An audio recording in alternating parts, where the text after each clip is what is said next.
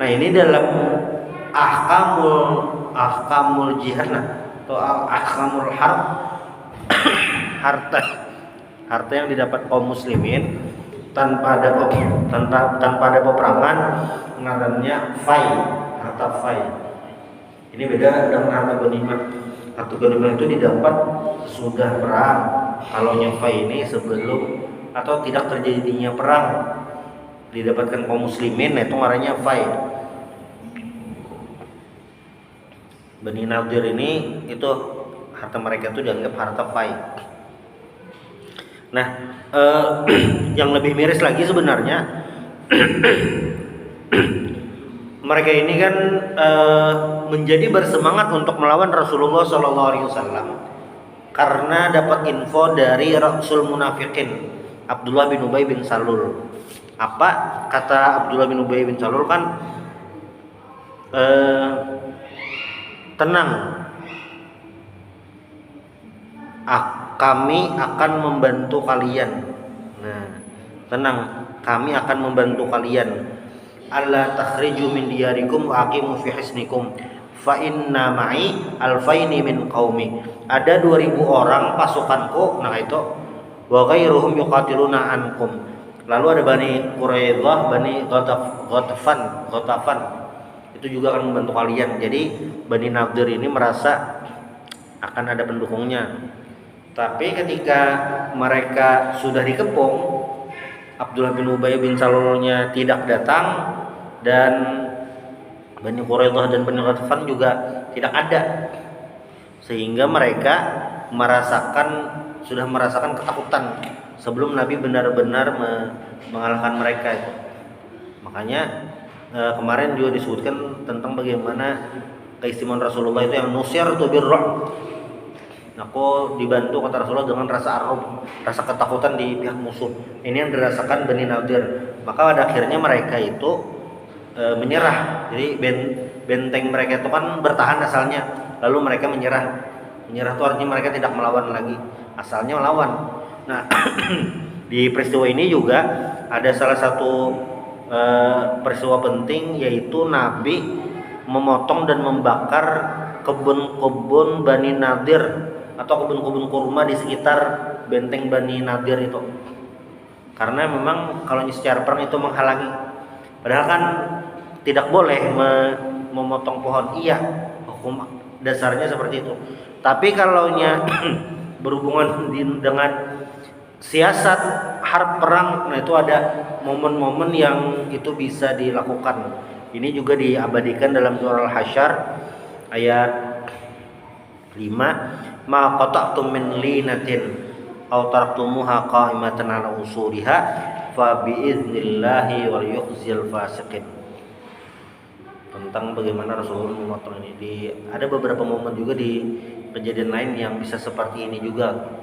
Artinya ada kondisi tertentu yang memperbolehkan untuk memotong pohon, bahkan ini kan membakar. Nah, maka kata Syekh Said Ramadan Al-Buti, wa hadhihi surah tsaniyah min tabi'atil ghadar wal khiyanah al muta'assilah min nufusil yahud. Ini bentuk yang kedua, tabiat pengkhianatan. Dan itu masih bisa kita lihat hari ini. Dari Israel kadang menyerang rumah sakit, ya dibomnya. Kadang menyerang pemukiman, ya diserangnya juga.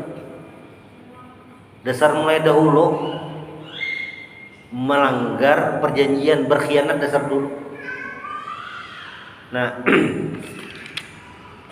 makanya wadzalika huwa sirrul la'nah al-ilahiyyah allati haqat bihim wa sajjalaha bayanullah ta'ala fi qawlihi lu'inal ladzina kafaru min bani Israil.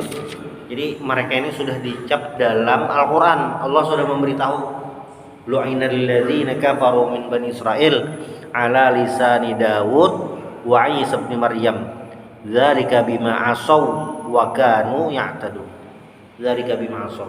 Demikian itu apa yang mereka asaw itu maksiat. Jadi pengkhianatan mereka ini ya sudah diakui dah, dan Allah sebutkan dalam Al-Quran sehingga kita tahu. Jadi tinggal hari ini kita sadar atas akan apa yang terjadi. Misalnya dalam sebulan ke depan ada gencatan senjata misalnya, itu gencatan senjata siap-siap tuh. Kapan mereka melanggar, nah itu aja lagi. Ya karena memang seperti itu. Ini bilangnya melihat berita, apalagi menang berita bahasa Arab Al Jazeera tuh, serang terus. Ini kan Lebanon kena jua tuh, daerah Ba'labak itu bahasa Indonesia Belepek, itu daerah yang dahulu Salahuddin Al-Ayyubi, daerah Lebanon. Ini sudah menyasar ke Lebanon, menyasar ke Suriah juga. Nah, paling tidak di peristiwa Bani Nadir ini ada 3 hal penting yang harus kita ketahui. Yang pertama, nah Allah memberitahu kepada Nabi Muhammad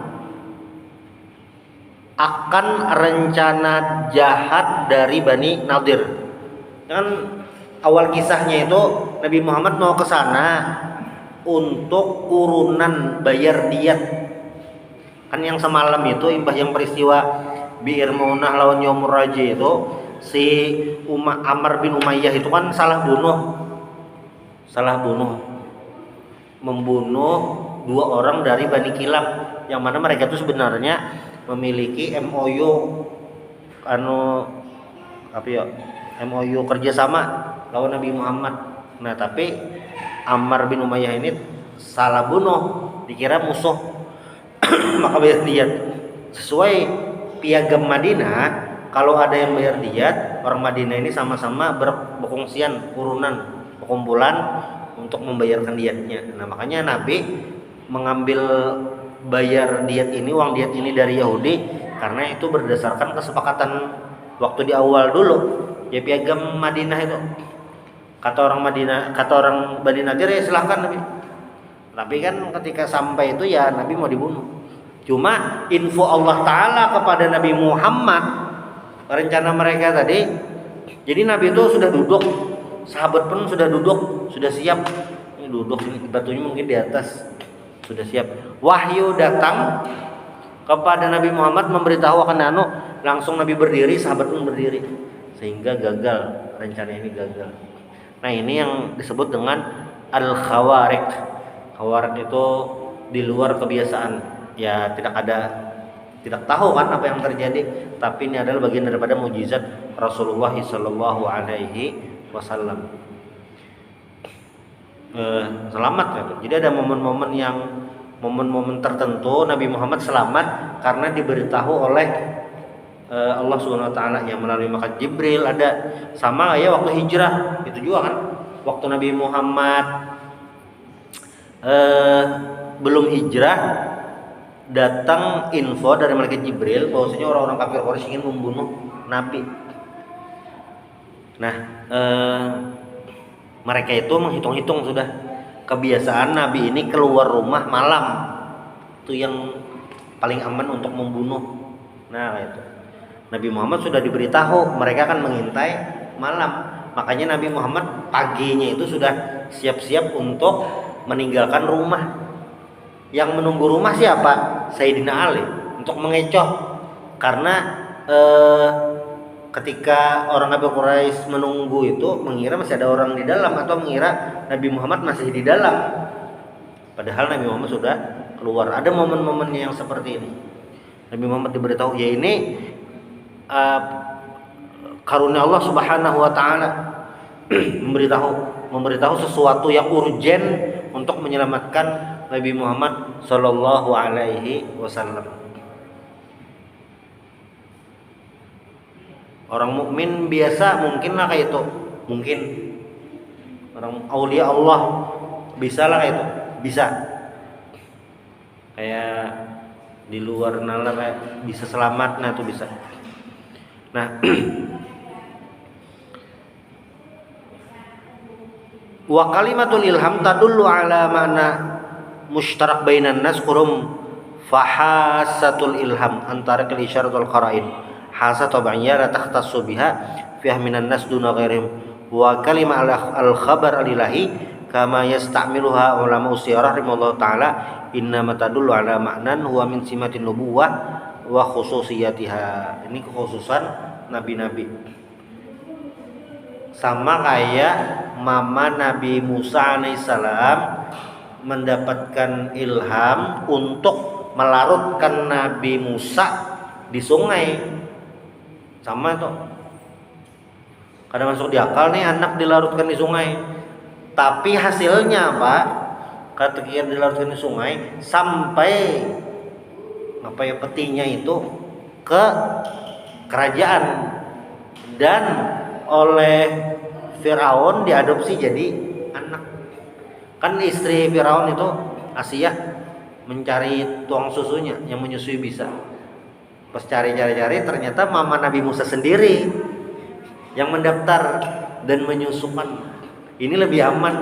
Ini ya menyusui anak sendiri tapi ditanggung negara. Nah ini mama Nabi Musa alaihissalam tuh ilham dari Allah Subhanahu wa taala. Nah, sama Nabi Muhammad sallallahu alaihi wasallam. Ini di surah Al-Maidah itu kan disebutkan wallahu ya'simuka minan nas. Allah taala yang menjaga Nabi Muhammad dari manusia. Secara umum itu Allah menjaminakan Nabi Muhammad terjaga daripada tipu daya manusia. Itu secara umum lah dipahami. Nah, sama kayak yang peristiwa Bani Nadir ini, itu diselamatkan juga.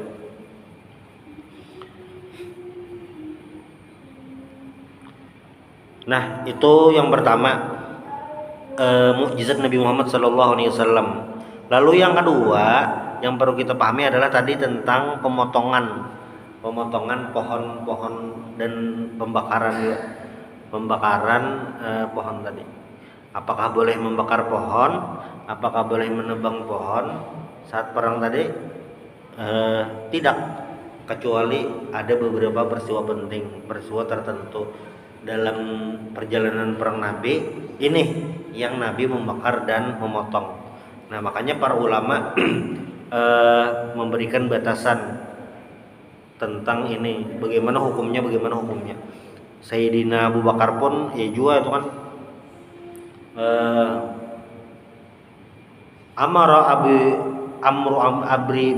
Amru Abi Bakar radhiyallahu anhu bil ihraq wal qata' hina arsala Khalidan ila Tulaihah wa Bani Tamim ma annahu naha huwa nafsuhu an dzalika fi hurubisy Syam. Sayyidina Abu Bakar itu kan ketika memberangkatkan pasukan, beliau melarang untuk membakar pohon. Tapi waktu mengirim Khalid bin Walid ke Tulaihah ini nabi palsu, itu malah dibakar dan dipotongnya. Nah, berarti ada momen tertentu yang ini bisa nih, ada syarat-syaratnya. Nah, ini tentu tidak bisa dipukul rata lah. Nah, berbeda dengan ketika menuju ke Syam. Sayyidina Abu Bakar ketika memberangkatkan ke Syam itu beliau melarang jangan dibakar lah, kok akan sedikit berbeda. Nah, makanya kata Syekh Said Ramadan Al-Buti, wa hadzal ladzi qulnahu min ibahati qat'i syajaril kuffar wa ihraqihi. Ini yang bisa kami katakan tentang bolehnya memotong pohon-pohon orang kafir dan membakarnya idza qtadat al-maslahah, apabila membawa atau berdampak maslahat kebaikan untuk pasukan muslimin. Huwa mazhabun Nafi'. Nah, ini mazhab Imam Nafi', yaitu Maula Ibnu Umar, Imam Malik, Imam Tsauri, Imam Abu Hanifah, Imam Syafi'i, Imam Ahmad, Ishaq dan jumhur fuqaha. Jadi mayoritas ulama mengatakan bolehnya memotong pohon orang kafir dan membakar kalau itu mendatangkan maslahat. Nah, itu tergantung situasi dan kondisi. Jadi bukan ini karena situasinya tertentu, dia tidak bisa dipukul rata lah. Datang perang bakar, nah itu jelas kada boleh. Karena apa, perintah awalnya itu jangan membakar, jangan memotong. Itu perintah dasarnya. Jadi dalam adabul jihad itu ada beberapa hal. Jangan membunuh anak kecil, perempuan, itu jangan. Ada adabnya. Jadi bukan sekedar mutilasi, nah jangan. Itu ada hadis tersendiri tentang mutilasi itu. Ada di kitab Bulughul Maram, kumpulan hadis tentang ahkam. Nah di bab perang ada juga tuh tentang hukum yang memutilasi musuh, boleh atau tidak. Jadi tidak sembarangan, ada adabnya. Nah lalu yang ketiga yang penting tadi ada ulun sebutkan tentang fai, harta fai. Nah ada ngarannya harta ghanimah, ada ngarannya harta fai. Ini bisalah berlaku jar. Jadi ghanimah fai itu berlaku saat terjadi perang antara kaum muslimin dengan non muslim, itu aja. Itu bisa terjadi. Nah fai ini kan terjadi atau didapat bila apa ya? Ini harta kayak yang kejadian ini kan orang Bani Nadir, di rumah mereka tinggalkan, dah mereka keluar. Nah yang mereka tinggalkan itu semuanya itu disebut harta fai. Yang rumah mereka tinggalkan itu semuanya harta fai. Nah namun diantara semua Bani Nadir yang mengungsi keluar kota Madinah, meninggalkan harta itu, ada 2 orang yang masuk Islam. Walam yuslim minhum ila rajulan, Yamin bin Umair dan Abu Sa'ad bin Wahab. Ini Bani Nadir yang masuk Islam. Gara-gara mereka masuk Islam, harta mereka dikembalikan. Nah itu rumusnya. Kan seluruh harta Bani Nadir, kan Bani Nadir ini boleh keluar kota Madinah, mereka tidak dibunuh, boleh keluar kota Madinah, boleh membawa harta mereka, tapi sepenuh tunggangan unta mereka. Nah itu. Dan tidak boleh membawa senjata. Selain itu ditinggal saja di kota Madinah. Nah yang ditinggal saja inilah yang jadi harta fai. Tapi di antara Bani Nadir semuanya ada 2 yang masuk Islam, Yamin bin Umair dan Abu Sa'ad bin Wahab. Nah 2 orang ini karena mereka berislam, hartanya dikembalikan. Nah sesederhana itu. Jadi kada berislamnya beli kakana itu aja, kadang alih. Nah mengenai harta fai ini memang apa ya, banyak pembahasannya. Jadi kada sekedar gasan ini kan. Kalau yang di sini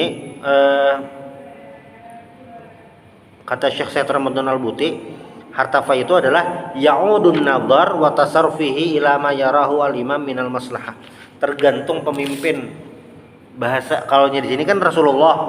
Kalau kayaknya tuh komandan atau panglima perangnya, tergantung itu bagusnya didapai. Karena apa? Karena harta fai ini adalah la yajibu alai taqsimuhu bainal jaish. Karena harta fai ini kada wajib dibagiakan ke pasukan. Harta fai yang wajib dibagiakan itu adalah harta ghanimah. Itu karena ada situasi perang lah, jadi tapi membahas masalah ini. Bilanya di Palestina mungkin ini terbahas bang. Ini dibahas. Oh, itu situasinya. Inilah kita membahas ini. Nah, itu membuktikan tentang bagaimana detailnya ajaran Islam ke hal-hal yang sederhana. Karena kan ini berhubungan dengan kepemilikan. Kepemilikan. Dalam fikih kepemilikan itu sangat urgen. sangat penting.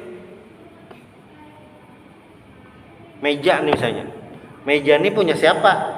Harus jelas. Anu aja semalam itu yang menjulung itu bahasa Banjar, bahasa Indonesia apa? Hah? Menyerahkan.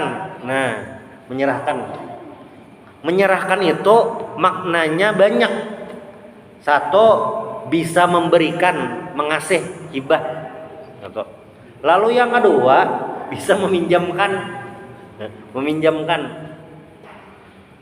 Yang ketiga, bisa menyewakan. Menyewakan. Boleh lah menyewakan ke masjid, boleh. Itu. Jadi harus jelas. Oh, ternyata apa? Oh, mewakafkan. Nah, berarti hak milik masjid dah, diwakafkan. Karena ini diwakafkan, sudah milik masjid, maka ya orang lain tidak boleh membawa pulang ke rumah karena ini sudah milik masjid. Nah, nah ini kenapa sampai ke sana diatur masalah harta tadi, ghanimah dan harta fai. Itu ulama banyak pembahasan nih. Nah, di momen yang lain ini Sayyidina Umar ini pernah imtana an taksim sawadil Irak. Ada di Irak itu ada harta Nabi Sayyidina Umar kadang membagi, lalu apa? Wa ja'alaha waqfan yajri kharajuha ri'anil muslimin wa laisal majal huna muttasian aktsar min hadzal qard. Tapi Sayyidina Umar yang ini hartanya itu kayak aset dibagikan ke kaum muslimin. Nah itu. Jadi tergantung maslahat. Nah, lalu yang terakhir daripada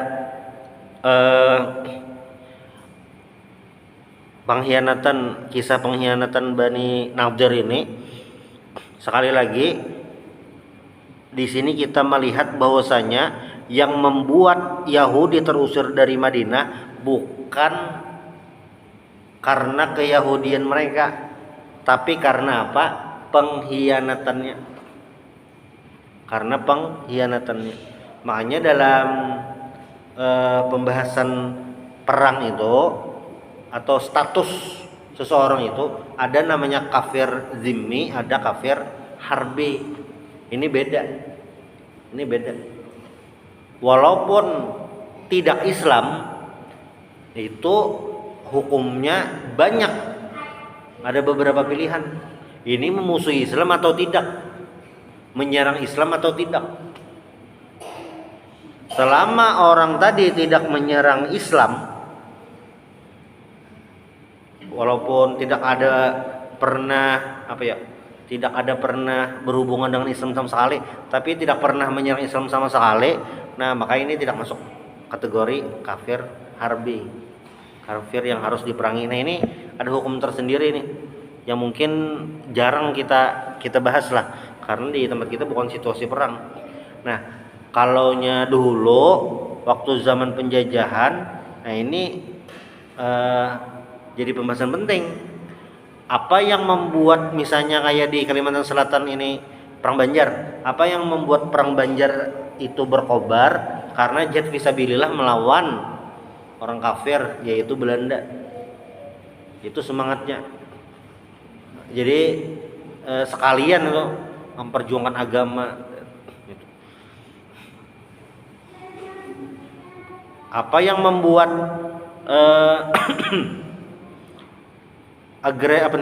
melawan agresi militer Belanda setelah kemerdekaan? Nah, semangat itu juga. Makanya ada istilah resolusi jihad. Itu tahu, jadi mengangkat senjata itu tentu ada faktor-faktornya. Nah, di peristiwa Bani Nadir ini harus jelas ini bagaimana.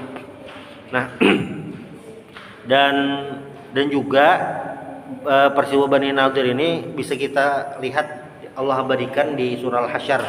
Jadi yang tentang pengkhianatan Bani Nadir itu di surah Al-Hasyr versi ayat Al-Qur'annya. Allah menjelaskan tentang peristiwa Bani Nadir ini di surah Al-Hasyr. Di surah Al-Hasyr itu kumpulan Kayak itu. Dan ini juga menandakan tentang berbahayanya satu orang Yahudi, yang kedua orang munafik. Abdullah bin Ubay bin Salul tuh orang kaum muslimin bahaya, ke Yahudinya berdusta juga, ngeri bener nih. Kan ke Yahudinya berjanji memberikan pasukan tambahan. Ternyata kada jadi, PHP aja. Bahaya bener orang yang kayak ini, yang apa namanya nih? Ucapannya sangat tidak bisa dipegang lah itu. Sangat berbahaya.